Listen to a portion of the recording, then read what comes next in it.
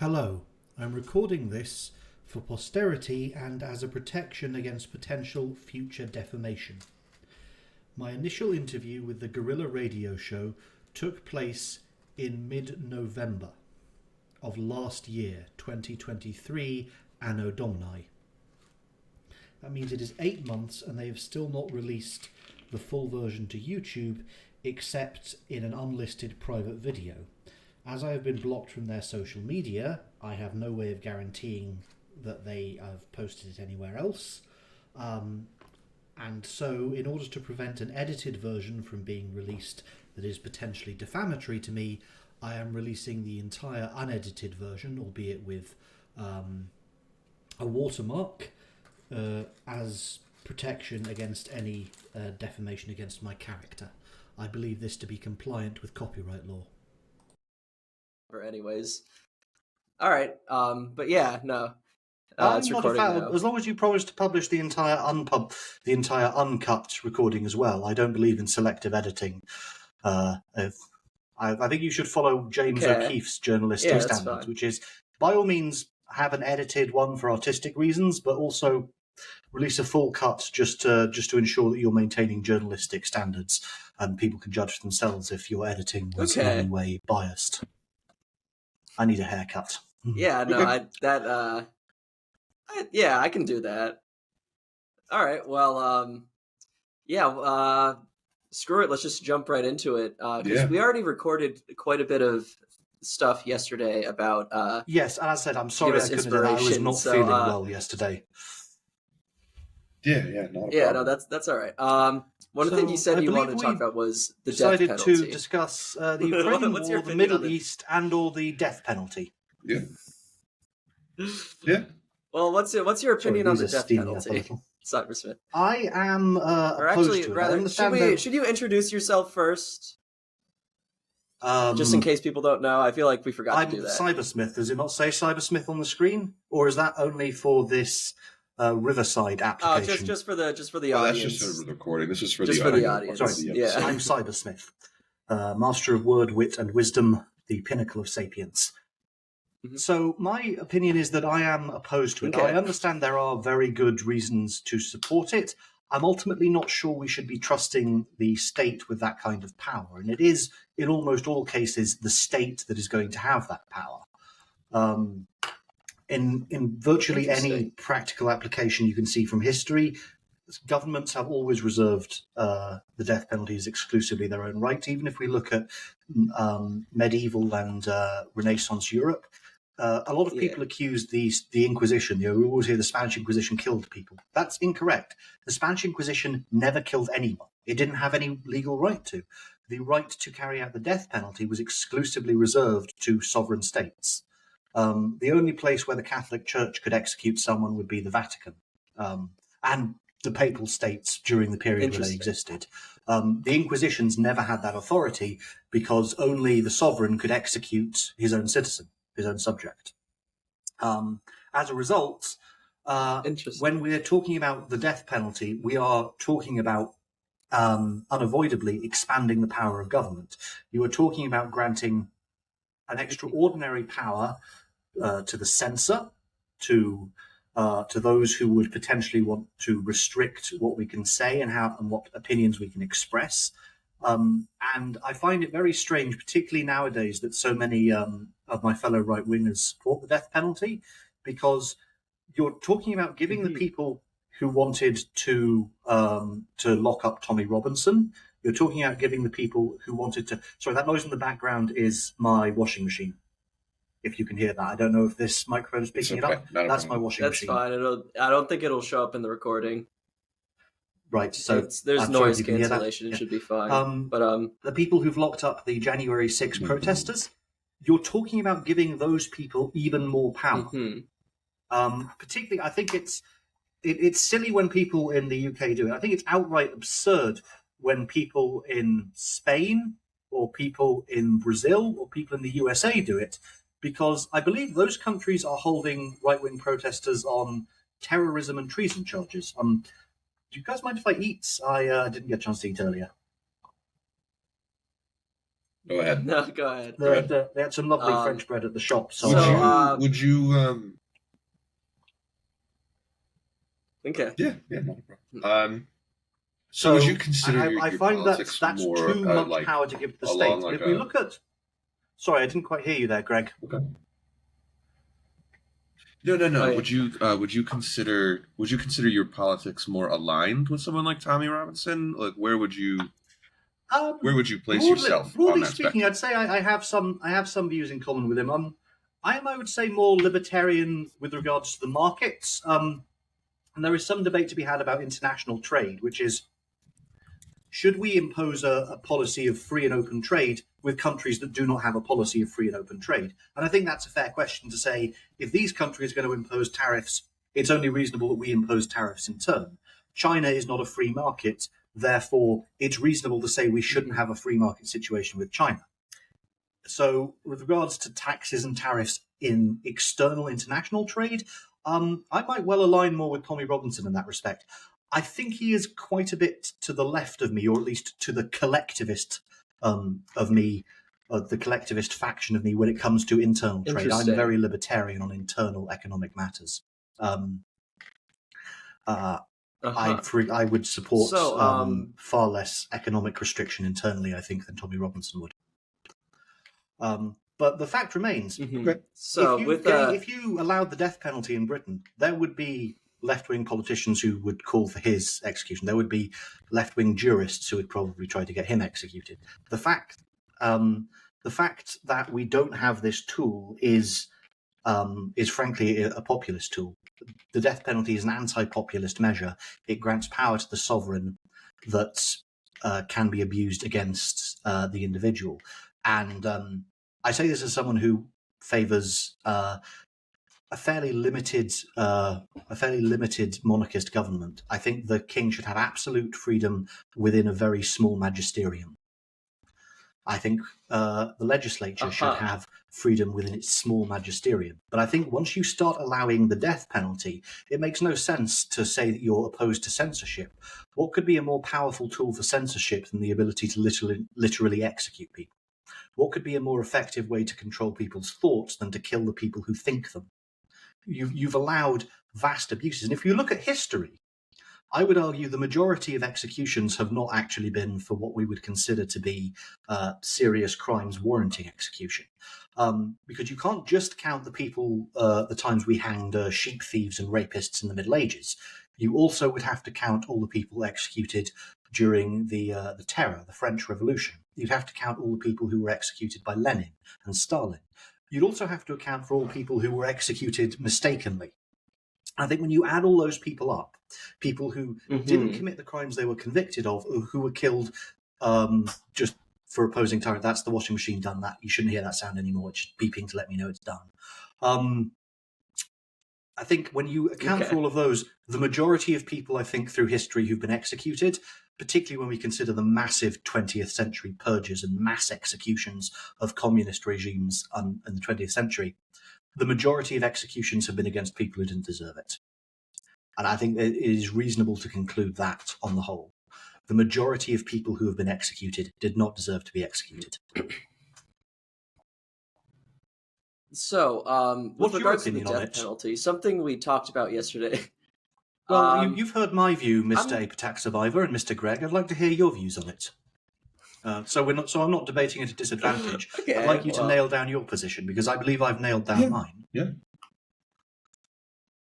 I think at a principled level, I'm against the death penalty. I don't think that it is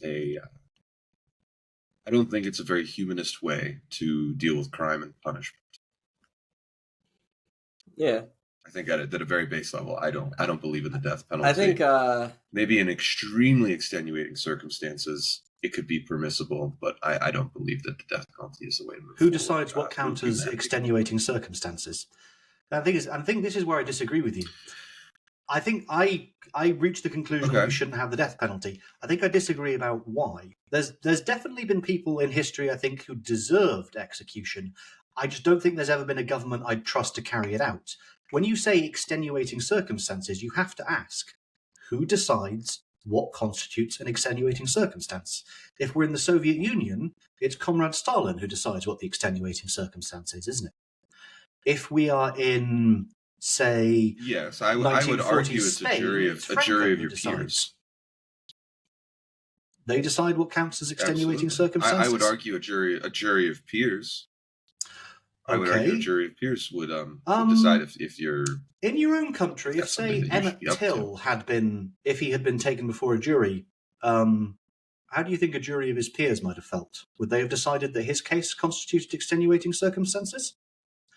Who gets to decide extenuating circumstances? I think a jury. And if the sentence is a jury, a jury is not. If he truly had a jury of his peers, a jury is not extenuating circumstances. A jury is the normal process that we go through under normal measures. A jury is not an extreme scenario. No. A jury of course. is the normal what process. What I'm arguing is that the crime. If you're saying extenuating circumstances, yes, the crime but it's just a jury trial, well, that's not extenuating circumstances. That's the normal method. Extenuating circumstances is something outside of the norm. Of course. So what I would argue is Emmett Till never got a chance to be tried by a jury of his peers, and the political system in the United States did not allow for a jury of peers of someone like Emmett Till at the time. Had he been brought to trial, had he been tried by a jury of his actual peers, then he would not have faced the death penalty. Extenuating circumstances. Are you sure? In my case, is what I'm saying is I'm sure what. Are you sure a jury of his peers at that time would not have considered his crime to have... Are you quite sure that a jury of his peers would not have voted for the death penalty? What you're talking about here is taking the right to decide punishment away from the judge and giving it to the jury. That's very much against the ancient principles of Anglo-Saxon legal principles. You're saying that the right to sentence is now taken from the judge and given to the jury. That is what you're saying. That the jury selects the sentence, not the judge. The American legal system is not necessarily completely based off of British common law. It is based off of British common law because Napoleon lost the war, that little Corsican midget bastard. Oh my god! But yes, I understand what you're saying. But would you trust a judge in the 1950s United States to make a judgment across a black man? I wouldn't necessarily trust him to determine what counts as extenuating circumstances in the case of the death penalty, and I'd trust a jury less. It's why we don't have the death penalty in the UK at all, and I think we shouldn't. I don't think you can trust a government with that power, and the trouble with getting a jury to do that is the jury is a necessary balance. There's a good reason why it's a principle under Anglo-Saxon legal tradition. It acts as a stopgap against tyranny. It is one of the major reasons why we have had in this country, and indeed in most Anglo-Saxon traditions, most nations under the Anglo-Saxon tradition have been comparatively free of despotism. Despotism has been relatively less common in the English-speaking world than it has been in, say, the German-speaking world or the various Semitic languages, the place in the world where they speak the various Semitic languages, certainly less so than the various Oriental or Latinic countries, the Romance language-speaking countries. We have had comparatively little despotism here. And a big reason for that is the Anglo-Saxon legal tradition of trial by jury. So I think it is a necessary stopgap measure. That said, do I believe juries are always going to be correct? You wouldn't argue. But when you're speaking of despotism, you wouldn't argue that the almost 1,000 years of English monarchy that doesn't count as despotism. No, they were categorically they were not despots. You wouldn't argue they were categorically not despots. You are fake news. They were not despots.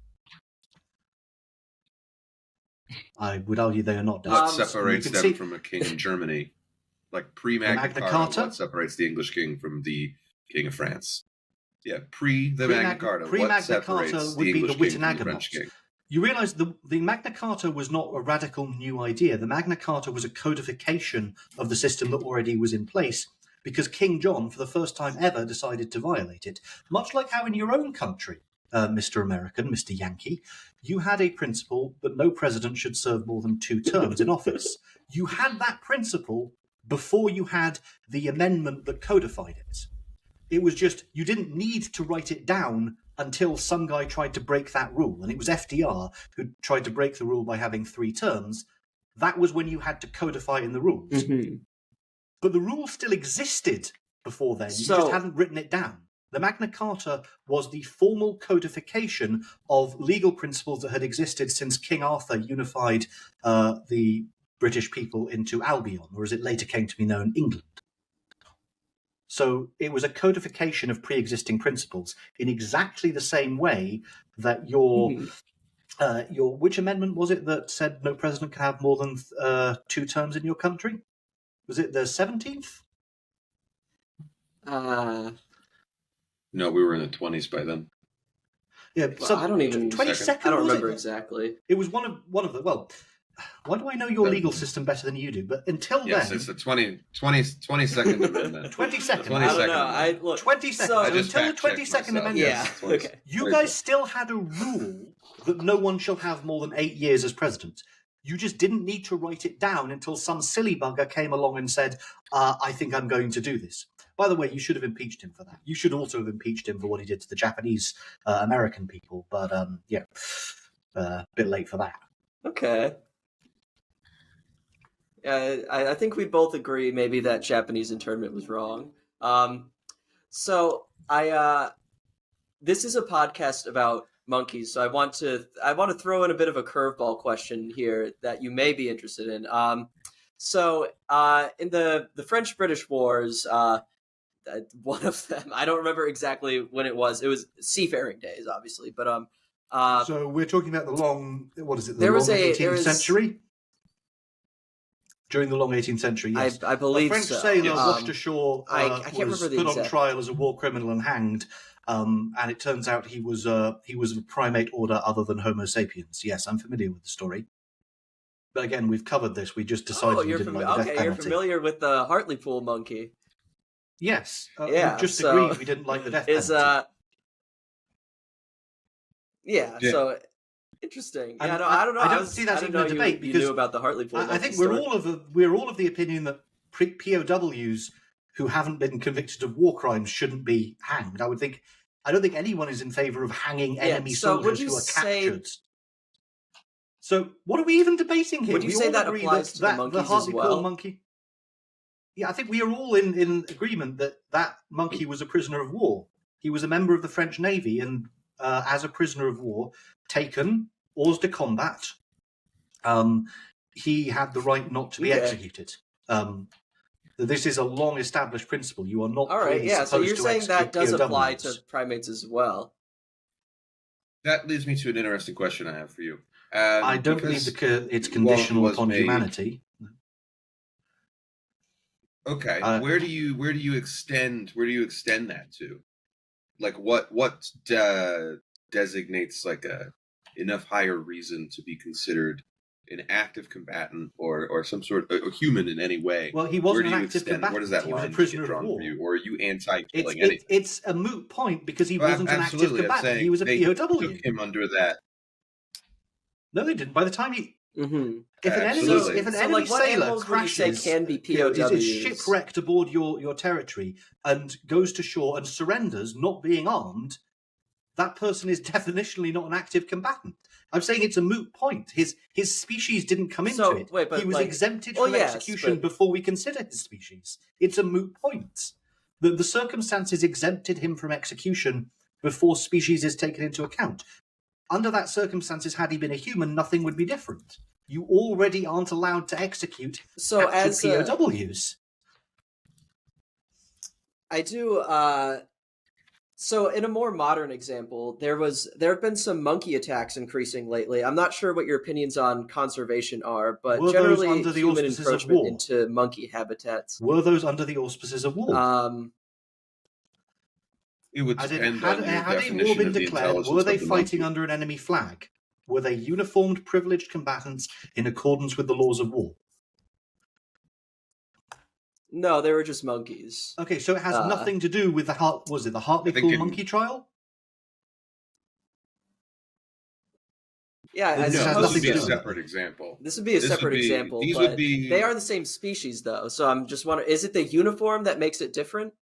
because these Yes, monkeys who attacked people were according to the punished Geneva by Convention, being yes. killed. Wearing a uniform, fighting under a recognized flag or symbol, does make you a privileged combatant as long as you adhere to the other rules as well. Yes, this is how international law Interesting. works. Okay, yeah. To pivot towards international law, I'd love to hear your opinions on the Ukrainian war. You would love to, Greg. Okay. Opinion on the Ukrainian Yes. war. Firstly, geopolitically, geostrategically, I think this has been a pretty good deal for NATO. NATO has spent some money, yes, but it's costing Russia quite a few lives. Potentially, now, these won't all be members of their professional military because they've had to institute a draft, but this has cost them lives equivalent to what I think are maybe a third of their military. Maybe getting close to that at this point. It's a lot of lives. I'm seeing some records, and it's hard to say exactly what because they won't release the official numbers. But the nearest source we have is a record of how many medals, how many certificates they brought out that they commissioned to be sent to family members of dead soldiers, because they buy those from a private company in Russia. That is the closest we have to an official record, and at this point, it's about a sixth of their noted professional military permanently out. And of course, not all of those soldiers will be professional soldiers. Some of them will be recruited conscripts who weren't in their professional military before. But let's say the war drags on another 2 years and kills another of that many people. That's a serious reduction to Russian manpower, and all it's really cost NATO is money. Mm-hmm. What does your ideal turnout look like in your mind, at least? If you were the one sitting behind the desk and making the decisions, what does the turnout look like for you? What would you like to see happen here at the end of this? But what would I like to see? Do you think there's a better government? There's a worse government? Well, I think the ideal scenario is that Putin reconsiders, pulls his troops back, and gets out of Ukraine. That would be the ideal scenario. It's just not a very plausible one. And part of the reason it's not very plausible is something I've talked about on the internet before, which is the way we approach war in the modern world. And honestly, what modernity has done to war has, I think, been fairly negative. We talked about prisoners of war and the principles of them. And I think that's part of what's made war so disastrously costly in terms of lives today. I think another part of it is the Nuremberg trials and the precedents they established. And I think this has overall had what could be construed as quite a negative impact. This is very nice lettuce, by the way. This is actually just this is sliced ham, lettuce, cheddar, and just yeah, it's pretty very nice, and sliced chicken too. Okay. I don't get this often because I don't usually get to the shops in time for French bread. What specifically about the Nuremberg trials turned out bad for everyone? What do you say? The principle that offensive war was illegal. Now, think about that. We didn't remove any of the underlying incentives to commit war. People are as incentivized to commit war as they have been since the dawn of human history. What we did establish was that whenever there is a war, there has to be a criminal. It used to be allowed, two factions could just declare war, have a war, shake hands, go home. No hard feelings. It was just a war. It's no different to let's you and I have a tennis match, let's you and I have a game of Yu-Gi-Oh, let's you and I have a game of chess. It's just that you were playing with people's lives. That was always accepted as something that a sovereign state could just do with another sovereign state. The Nuremberg trials changed that. If offensive war is illegal, then in order to have a war, you have to first be able to accuse the other person of being a criminal. To some extent, the idea that you had to justify war had always existed. There was the idea of casus belli. You needed a reason to go to war. But that reason didn't have to be because your enemy was a criminal. After Nuremberg, it did. So think about what Russia is saying. They're saying, Ukrainians are all Nazis. We're fighting to denazify Ukraine. I don't think that's true. I don't think the people saying it think it's true, but they have to say it. They have to say it because otherwise they're admitting that they're criminals themselves. And what is Zelensky saying? He's saying, oh, the Russians are all dictatorial, aggressive warmongers who want to conquer the entirety of Europe and rebuild the Russia as it was under the Soviet Union. Now, I think that's more likely to be true because, for one thing, Vladimir Putin himself has said that in speeches in Russia. But even if it wasn't true, they'd still have to say it. Why? Because you can't have a war unless you can call your enemy a criminal. Now, what does that mean? It means when you win a war, the statements that you previously made now oblige you to put the loser on trial. And this means, even if you're losing a war, you can't surrender. You can't just say, okay, we fought the good fight, we did as well as we did, now it's over. Shake hands, fair enough, what do you want? I'll give you Alsace, Lorraine, and 100 penguins. No, you can't do that. Look at Saddam Hussein, for example. It was very obvious, just a month into the Iraq war, who was going to win.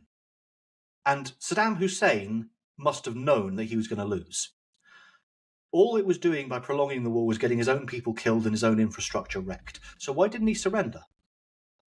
Well, because he knew he'd be hanged. And how did he know he'd be hanged?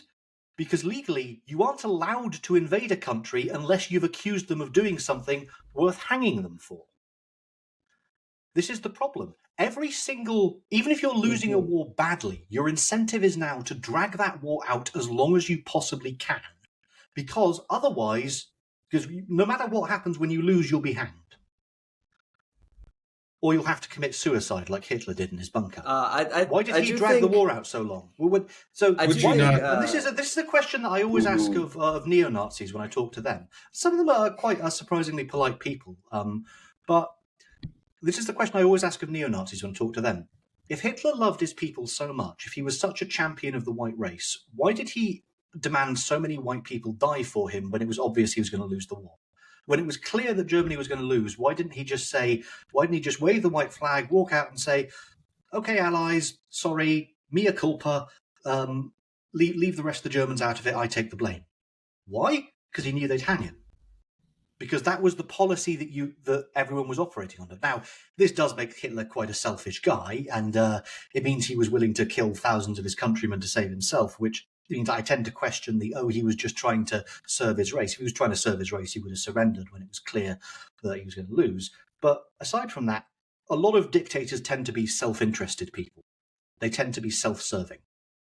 What we have made now in our modern legal policy with regards to war is a rule that says fight as long as possible. Never surrender early, even when it's obvious you're going to lose, even when the consequences of prolonging the war will be disastrous for your country, you can't surrender. Because you can only make war on a country whose leader you have made statements that oblige you to hang. You cannot make war in a country unless you have stated such charges about the leader of that country as would oblige you to hang that leader. That means we can never have a limited temporary war where once it's clear that one side is going to win, the other side gives up to minimize casualties, because the leaders of that side know that they'd be hanged. That is the problem, and that is what Nuremberg put in place.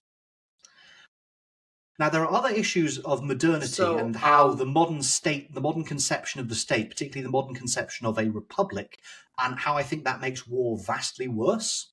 And we can get into those if you think you have time for it. So we've been talking about half an hour already. I don't know how long you want this to go on for, but that is one major factor I think in why wars in the modern era are worse and more devastating, and it is because of that principle. I've got two sort of questions to pivot a little bit here. So first, would you say that war is something natural, inherent to human nature, perhaps? Yes. Okay. So I have another question. What's your stance on evolution, like human evolution? Do you believe in it? Yes. These are not very hard questions. You believe in human? Okay. So yeah. So have you heard of the Gombe Chimp War? I think I may have heard of it. Was that? No, I don't think I have. I may have. The name doesn't ring a bell. Okay. So it was essentially a prolonged conflict between two groups of chimp in the Gombe Stream National Park. Um, Was that the one Jane Goodall what monitored? would you consider that a war? Yeah, that's Yes. the one Jane Goodall monitored. Yes. Would you Okay. consider that a Yes. war, That or would it not fall under? Okay. I think you could consider it a war. Whether they would count as privileged combatants is debatable. I believe chimps can identify the troop of their enemies by scent, which arguably means every side was acting in accordance with the laws of war because there was no perfidy. No faction was attempting to pass itself off as members of another faction. Hmm. Okay. Yeah. So, when would you say like warfare became natural to us? Is it just something is it all animals, or is it We just have something that started um, happening with primates? clearly not. It's not even just primates. Ants go to war. Termites go to war. It's not something that Hmm. is Interesting. universal to primates, but it's also not something exclusive to primates. So, for one thing, you'd have to ask, are these social animals? Well, there's not such a thing really as a polar bear war because polar bears are solitary creatures. If you want to understand what polar bears would be like if they were social creatures, read the Northern Lights, was it the Amber Spyglass, the Subtle Knife? No, yeah, Northern Lights, Amber Spyglass, Subtle Knife. That was it. No, Northern Lights, Subtle Knife, Amber Spyglass. Sorry, it's a while since I've read them. His Dark Materials. Read those. They have the Panzerbjorn, which is essentially what bears would be if bears were social animals. They would go to war, but because polar bears are solitary Hmm. animals, we can't really say they engage in warfare. Um, Warfare seems to be quite common among social animals. Certainly, it is very common among ants. It is common among certain classes of primates. It may be common among fish. It's just hard to tell. Okay. Yeah. Interesting. So yeah, I do. I think that's an interesting position that the ability for chimps to recognize that they're a part of different troops sort of makes privileged combatants. Uh, hmm. Just as an offhand, I believe one of the people who mentioned uh, you first, who first reached out to you over Discord, I believe, they mentioned you may have had thoughts on humans fighting primates. Do you have any thoughts on that, or like, do you think a human could beat a chimp in a fight, for example, if it were just barehanded Which and not human, which the chimp? use of like modern technology? Which human, which modern Yeah, I guess technology? that is. Define modern. Define modern. If we're talking about modern as in the modern period as distinct from the medieval period, Like, that means let's any talk like weapon before just a 1585 is guy okay. with his. That means any weapon before 1585 is non-modern, right? If we're saying the modern period as Well, I defined think no by weapons the Battle of besides Agincourt, any fists weapon and whatever before you have. Yeah. the late 1500s is not modern. This is a very misused term by leftoids and Whigs. Modern specifically means after the modern period. Okay. So that's the late 1500s, generally 1585. It's about when the Battle of Agincourt would occur in. I guess the Battle of Agincourt was still Middle Ages, just late Middle Ages. The end of the War of the Roses, so Bosworth Fields, Hmm. let's say. That's the modern period. About 1585, the Battle of Bosworth Fields. Battle of Agincourt was earlier in the 1500s. Yeah, okay. Battle of Agincourt, I'll say that's still distinctly medieval. Mm-hmm. Late medieval though, but certainly Battle of Bosworth Fields. That's the end of the modern. That's the end of the medieval period and the start of the modern period. So that still covers quite a lot of weapons in our pre-modern. The modernity is a lot more recent than people tend to think. Uh-huh. So a lot of weapons So, would still fall under assuming that this that human is period. completely unarmed, right? Let's say this human is completely unarmed. Let's say it's a chimp in his prime and the average, maybe above average adult male in his prime, like 6 foot, Hathor Bjornsson? 200 pounds or something. Yeah, let's say it's Hapthor Not sure who Bjornsson. that is. The mountain. Yeah, sure. I think he could. I think he could beat a chimp. do You have you to be think smart like about the it. average but yes. prime chimp? Yeah, you Mhm. would have to be smart about it, but you could do it. How specifically do you think this? Okay, Tire it out.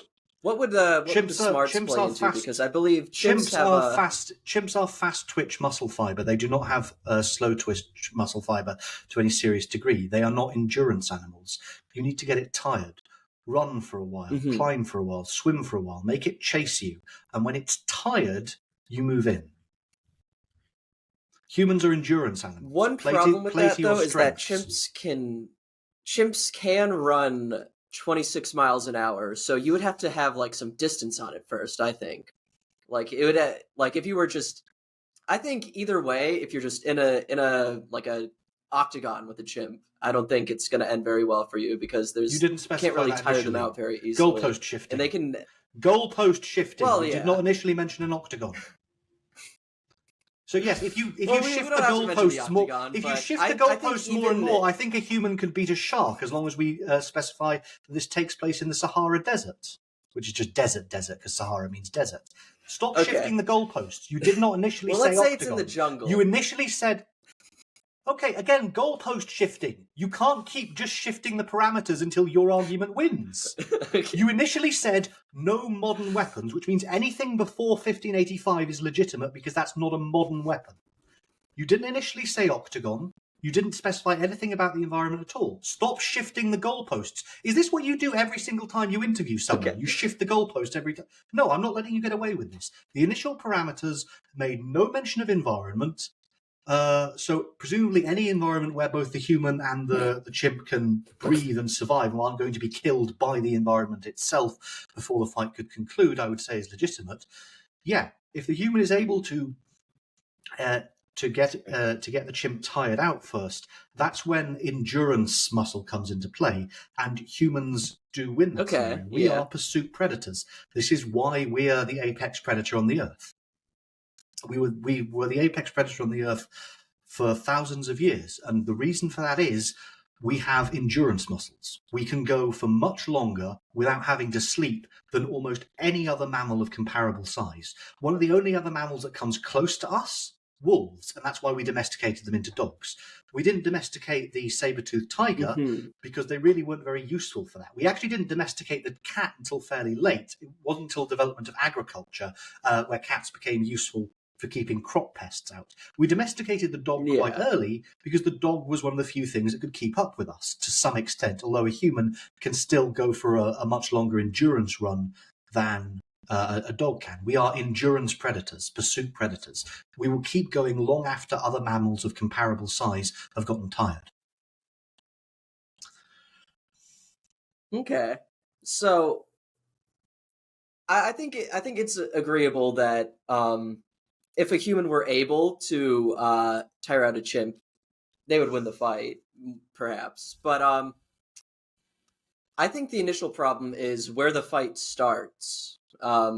Which you didn't specify It in really your original depends question. on that. So yes, this is a scenario I suppose that the is original question very didn't much specify. dictated by the environment, but the environment always plays a role in fights. Remember Star Wars, Episode 3, The Duel on Mustafar? Obi-Wan Kenobi, who is not the stronger man, certainly not the faster man or the bigger man, is able to achieve an advantage by seizing superior terrain. And in fact, if you watch the fights up to that point, he gives ground quite freely to that point. Why? Because he's looking for that tactical advantage. He is quite willing to retreat until he finds superior terrain.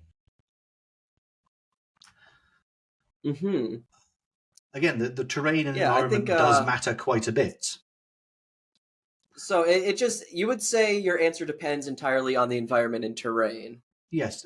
Does the environment allow for the human to get the chimp tired out? In that scenario, I think the human will wait until the chimp's stamina reserves are exhausted, then move in to finish it off. How would a human finish off a chimp? Because they do have pretty strong necks and pretty dense skulls.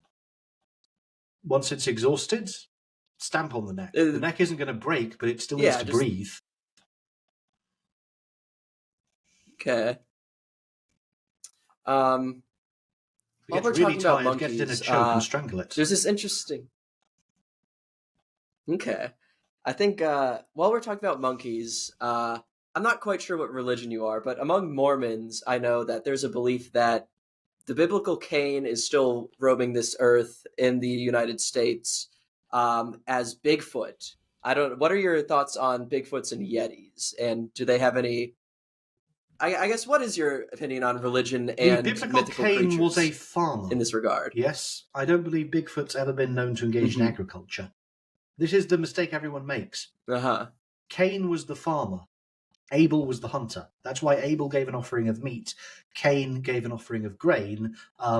But God said no vegans, and ate the meat. That's why Cain was jealous and bashed Abel over the head with a rock. So Cain was a farmer. This fact is Uh forgotten. huh. Bigfoot, so far as we know, is not a farmer. So the Bigfoot is Yeah, generally no, believed to no be a evidence of hunter-gatherer. Bigfoot farming. So I don't think Mhm. that's. Do So you? I Would you don't judge. believe? Do you believe in Bigfoot? Well, he's a cryptid by definition. We don't have information one way or Or the other. He may exist, but no one's conclusively proven it. There's no proof one way or the other. It's an open question. okay. Okay, yeah. So you're not like categorically opposed to the idea of Bigfoot. Interesting. Okay. No, he's one of many things that are speculated to exist that we don't have proof for, like the Loch Ness Monster or Lord Lucan. hmm I believe the Loch Ness monster was revealed to be a hoax recently, but um, I guess it really depends how that forms culturally and who's reporting it really. Well, you have to remember, there's lots of people who So claim let's. things are a hoax that are later revealed to be real. A lot of people thought Slender Man was a hoax until he participated in a murder conspiracy and then vanished. Uh-huh. Two of his co-conspirators were caught Okay. and named So- him, and Slender Man was never arrested. Wait, are you Googling? Okay, so Yeah, firstly I'm you shift the Googling something parameters, really and then quick. you start bringing in additional information. Like, I'm coming in armed with the knowledge I already had. You guys So are are you- dragging are out you- new information. Are you arguing that Slender Man is real? Again, he participated in conspiracy to commit murder. I don't think I Attempt would murder. agree with that. Okay, tell that to the girl he tried to kill. He got away. His two conspirators were caught. They specifically named him as a participant in a murder plot. Now, fortunately, the victim escaped. Two of Slenderman's conspirators were arrested. So, like, we know he's real. It's just that the police weren't able to ever serve the warrant on him. Presumably, he left the state, may even have left the country. Yeah, but no, because that's like saying like the harpy is real because there are ancient accounts of the harpy doing something to someone. The Do you have evidence that the harpy is was not a real? video game character that two mentally ill girls. I believe we do. There's no bones. They've never been photographed. There's no scientific description of them. They're categorically you guys are a American. creation. How do you not know that this is what Donald Rumsfeld Yes. was American? This is in your lifetime, the man who very clearly stated the absence of Mhm. evidence is not the evidence of absence. That's your own foreign secretary, I believe. The absence of evidence is not the evidence of absence. Yes, but he was an not idiot. having proof of a thing isn't proof that the thing doesn't exist. It's just not having proof of the thing. I believe if you're referring to the WMDs in Iraq, I believe they did eventually come out and admit that was made up, though, is the thing. Except So I don't know Death if of the Donald author. Rumsfeld is the best. death of the author. We actually Okay. did find weapons of mass destruction in Iraq. We still have people sick because of the weapons of mass destruction in Iraq. Saddam Hussein was hoarding chemical weapons. We knew this because he'd used The them ones that we previously in used? Kuwait. No, he used chemical weapons. Saddam Hussein was using poison gas, chemical weapons, which are classified under United Nations treaties as weapons of mass destruction. He was using them. You can look this up. Saddam Hussein, chemical weapons. As you apparently have me at a Correct, but disadvantage the only by people who Googling are during currently this sick session. in Iraq. I'm not hands up. The only people who are currently Yeah. sick in Yeah, Iraq Google. are Iraqi citizens who were had their entire towns shelled by depleted uranium rounds. I would argue that that's a weapon of mass destruction, a depleted uranium tank shell.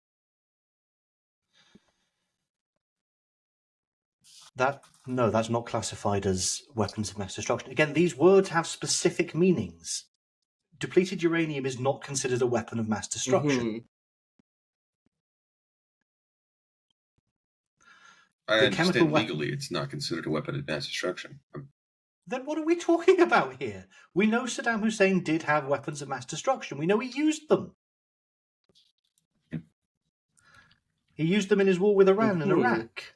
I don't know. I feel like a lot so of... is this how you generally conduct debates? A lot of you that... move in, you shift the goalpost when it turns out that your initial premise isn't giving you the conclusion you want. You have someone with you who Googles answers for you. Is this your idea of reasonable debate? Is this how you tend to conduct yourself in a debate?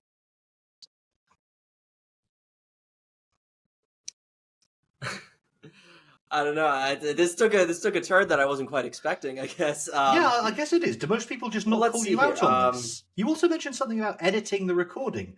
You are going to upload the entire thing, I hope. You can upload an edited version by all means, but I do expect you to adhere to the James O'Keefe principle of journalistic integrity, which is upload the entire thing and let people judge for themselves whether your edit was valid or biased.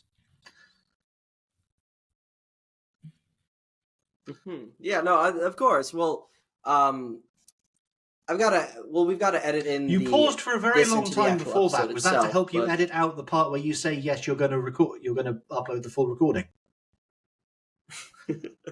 No, it's not. It was. I believe there's a bit of a delay in our connection because I've noticed a bit of a delay as well. Yes, as I said, my connection. So there may be if it gets some, really bad, let me know and I'll reset my router. No, you're okay. We're just all very far apart and a little bit of latency. Yeah, if there's any delay in the speaking, I figure we'll cut out the gaps. Yes, I would hope you upload the entirety of it and send me a link when you do. But yes, I think that's fair. Let people judge for themselves whether your edit is reasonable. Okay. Well, oh geez, where was I going with this? Oh, we pivoted into weapons of mass destruction really quick from Bigfoot, I believe. But, oh yeah, the harpies. Evidence of absence. I feel like, yeah, I suppose we couldn't prove it's not there, but that also wouldn't stop us from just saying just about anything. And because there's no... We're talking about the celestial teapot hypothesis. That it's not there. Bertrand Russell's celestial teapot hypothesis. That a sufficiently obscure hypothesis, even though it is not in principle unfalsifiable, can be practically impossible to falsify. And yes, that's entirely correct. The question is, are we going to make assumptions on the basis of this being true?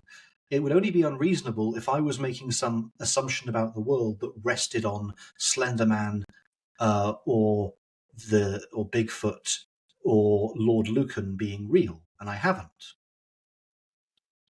If I was advocating for some... Would you put... Yes, Greg? Oh, Greg, I think you're muted. Yeah, what were you saying? I think you're muted. Would you... Oh, can you not hear me? For a moment can you not hear me? Out. I can hear you. I can hear you now. Oh, okay. Okay, I do apologize. Okay. So would you be like... You would put... a character like the Harpy or Slenderman in the same category as something like Bigfoot. Well, the Slenderman, we have much more recent evidence of the. We have much more recent evidence of the Slenderman. The Slenderman was named under oath. But outside of those two under girls oath, under the threat of perjury, two of his co-conspirators named him as a participant in a murder conspiracy. Under threat of perjury. That has to count for something. Would you say that, but would you argue that two mentally ill teenagers, do you think they're oath Only one of them matched? was found to be mentally ill. Only one of them was found to be mentally ill. I'm mentally ill. About a third of people nowadays have some kind of mental health problem.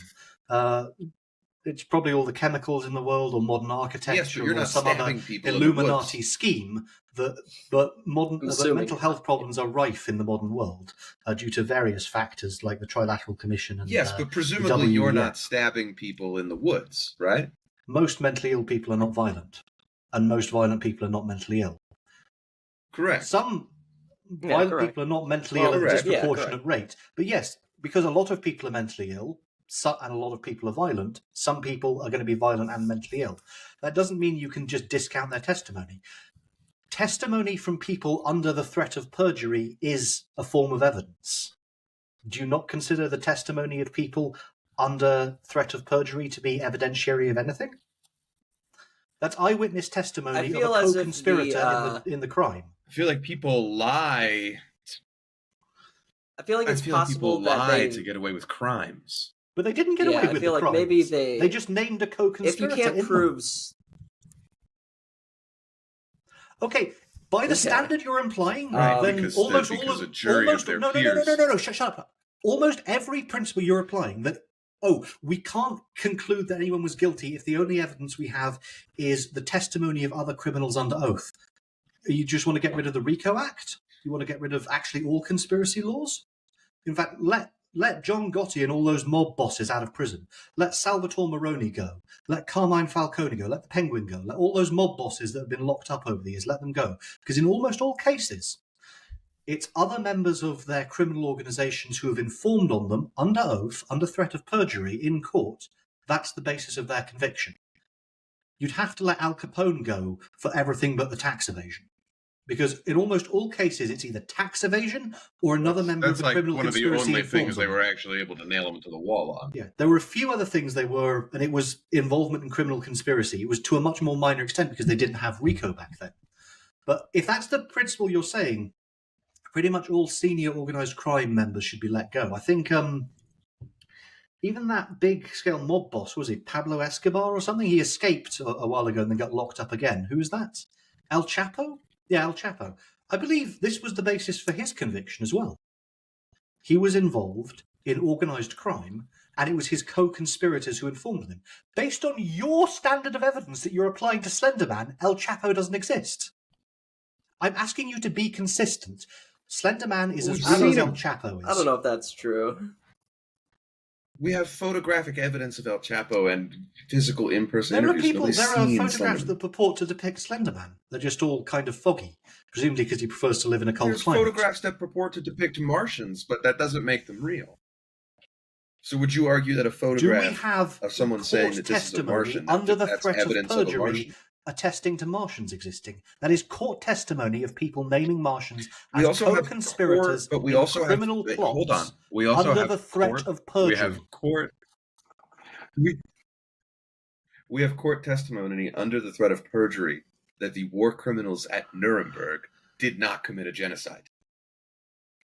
Whose word against whose? The pile of bodies, or That's or the because we guy on had the stand? stronger evidence against. Whose word are you taking? That's because we had. Do you have a pile of bodies suggesting that Slenderman doesn't exist? Again, we have some evidence that indicates he exists, and no evidence that indicates he Do you doesn't. have a pile of bodies suggesting that he does? I have court testimony suggesting that he does. In this case, all the evidence points in the same direction. You don't have any evidence of him not being real. I believe Slenderman was admitted to be a story made up for the Something Awful forums, however, that became a sort of internet phenomenon in itself. I feel What's your point? If a What's your concept point? has a creator that admits it's fictional. That's okay by that record. I Okay, believe no. that if by that testimony, there's no such thing as submarines or tanks. Do you know where tanks first appeared? In the Battle of the Land Ironclads by H.G. Wells. They were first a fictional concept written about in the 1800s by H.G. Wells. Do you know where submarines first came from? They were written about by Jules Verne. Just because the first known instance we have of something is it being written about fictionally doesn't mean that thing must necessarily be non-existent. You can't assume that just because the first time you find something, it's in a fictional source. I think that's a creation not and not a sapient being, though. Again, goalpost shifting. Seems you like guys you're falling keep into a doing logical that. You fallacy keep. here. No, It you seems like keep you're doing falling this. into You keep shifting the goalposts. First, the standard is, do we have evidence for it? And I say we do. Then you say, okay, well, the standard is that it has to be something other than testimony in court. When I point out that would invalidate a lot of actually quite high-profile cases, you shift the goalposts we're arguing again. that the evidence Could you is please not... state the initial standards of evidence and adhere to them? Stop shifting the goalposts every time. I need corroborated evidence. Their evidence is not corroborated. I think it's partially just that we can discard evidence that doesn't necessarily align with reality. And I believe these girls' testimonies are not indicative of a... In fact, we also have photos of Bigfoot for you saying, oh, we've got photos of El Chapo. We've got photos of Bigfoot. I think Bigfoot's real. Bigfoot could be real. It's possible. I think there's a high chance that there's an undiscovered primate that does exist and people have seen, and that the cultural memory of such sightings has been passed down until we get modern day Bigfoot. But what you're arguing is, let's say you've never been to Paraguay. People talk about Paraguay, but you've never been there, so therefore, by your standards, Paraguay's not real.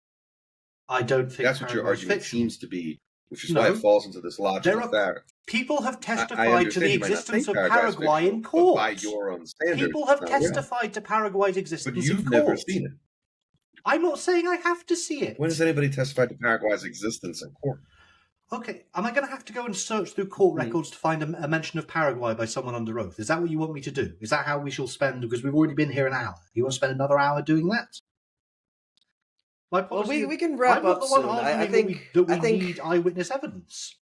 You're the one arguing that lack of eyewitness evidence means something doesn't exist. I'm not claiming that. My opinion is that Slender Man is real. I think lack of evidence suggests that something doesn't exist.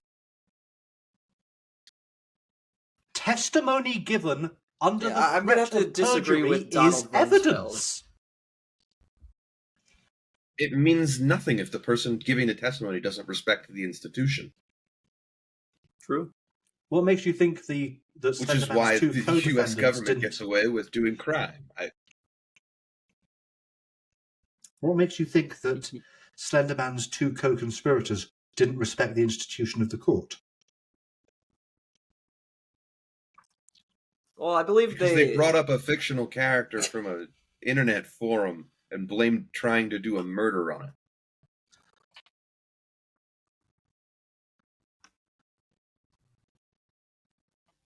Yeah, so I think that could just as easily be evidence of him being real. It could also just as easily be evidence of what I'm saying, that they made something up. Okay, two people independently came up with this. It didn't work. But that didn't get them away. There's no reason it would have. Naming a third conspirator doesn't in any way grant you immunity from a crime. If you're caught on CCTV camera robbing a shop, saying, "Oh, there was a third guy here as well," doesn't get you off. They had no incentive to do it. Is my point. His existence wouldn't have reduced their culpability either way. Okay. So, we're running a bit short on time here. I think you've made your point. So I just have I have two parting questions for you. One of them is, you can just breeze through if you want. My first little offhand question is, do you have a favorite primate? Just as a formality, since this is a primate podcast. Besides humans. I wouldn't say I do, no. There's a ring... Oh, okay, no strong opinions. Isn't there a very small... Isn't there a primate that can fly? No, that's a squirrel, isn't it? No, I don't think I have a favourite one. Okay. So, my other question for you is, there's been rumors online regarding, your sort of space that you take up, that there is someone impersonating you online, pretending to be you to mock you. Is this true? Do you have any thoughts on this? I think there was someone who tried to pretend to be me on Twitter. I think that person's gone now. They may still be around. Okay, interesting. Okay. All right, yeah. How do we verify that you're the real Cybersmith for future incidents? Is it just your verified Twitter account, or? Yeah, there's also my Tumblr, which is currently the underscore the dash cybersmith. I also have a YouTube, Cybersmith videos. I look for the most recent watermarked meme of mine, and I tend to include links in my watermarked memes to my various social media presences. Okay. Also, one last thing, actually. We were having this debate last episode. If you had a time machine and could travel back in time to have sexual relations with an early human ancestor, at what point would it become bestiality? Like, would it be Neanderthals, like anything outside of what we consider the genus, or would it be unclear later? because unclear because we actually don't know necessarily as we go back whether they would become less intelligent than us or more intelligent. There is some evidence to suggest that previous generations of humans, certainly we are not the most intelligent generation of humans to have ever lived. We may not be the most sophisticated generation of people to have lived upon this earth. There is some evidence of artifacts having been found that suggest a more advanced precursor civilization. Are you familiar, for example, with the crystal skulls? They suggest a degree of artifice more sophisticated, certainly than exists today, and certainly than exists in the late 1900s and early 1900s and late 1800s, where they were found. They were far more advanced than that because they had quartz crystal cut against the grain. You can't do that without it shattering. There's maybe some very advanced methods we have now of doing it. Certainly you couldn't do this 80 years ago, 60 years ago, 100 years ago, where some of them were found. So they were presumably made by a more advanced civilization that had since been forgotten. And we do know there are times when technology goes through a regression. So would you believe in like an Atlantis-type civilization? Well, we have direct testimony of Atlantis. We have evidence for it existing. It was talked about by the ancient Greeks, by Plato. We also have the Bronze Age collapse, where the sea peoples came and attacked various Bronze Age civilizations, then retreated. So Atlantis does seem like a fairly plausible explanation, and some accounts of it are very advanced. By some accounts, it was capable of feats of engineering that are equal to or greater than we can achieve in the modern day. So it would be a mistake to assume, and this is the problem, this is Whig history, it is Whiggery, this idea that we must be the most sophisticated civilization to have ever existed. I don't believe that is something that can just be assumed a priori. So the answer is, at a certain point, we may go back and find out it would be bestiality, but not for us. It would be unethical of them to sleep with something as unsophisticated as a modern human. Okay. Certainly, whichever society produced the crystal skulls must have had fairly advanced material science and advanced understanding of geology, because even today, cutting quartz across the grain is pretty much impossible.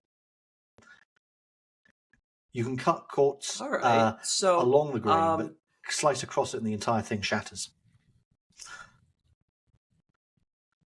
Yeah. So, slightly related, some primates have had relations with other primates, and some would even say, like maybe a primate could keep another one as a pet, but at what point does that become like? At what point is that strange for the monkeys, or because they're animals and not humans, is that a completely different thing entirely? It may well be strange for them, but what's your point? Are we looking for a bioethical take on this matter? It's by definition, it's strange if it's not something they normally do. I'd love a bioethical. Well, I'm not a bioethicist. How much more time do we have? We can wrap up whenever you like, but yeah, whenever you're. I guess just well, as long as you don't edit it too selectively, you should be able to get this down to an hour. If you want to compress this to an hour, but do release the full unedited cut, I think, as well. But send me a link when you're done. When do you think you'll have it up? Okay. Absolutely. I believe, I'm not sure. We'll have it up at some point this month, and we'll release the Probably unedited. within the next week or so. Yeah, and we'll have the unedited cut. We should be able to send that directly to you, so it should be interesting. But yeah, we'll see. Where do you normally post? Are you Substack or are you YouTube? Are you Spotify? We usually just publish on Spotify and Patreon, usually. Well, do send me a link when it's done and the full unedited. Our episodes do go out on YouTube as well. Oh, well, you can release the full cut there too. Yeah. Oh, you can release the full cut there then. All right. Well, good day. Okay. I would be rather redundant capturing the video if you weren't going to release it in a video format. Well, have a nice weekend, gentlemen. Yeah. Yeah. All right. Thank you for coming on. Andy's gone. What the fuck? What the fuck? I couldn't stop it from talking. It was an hour. I wanted this to be like 30 minutes most.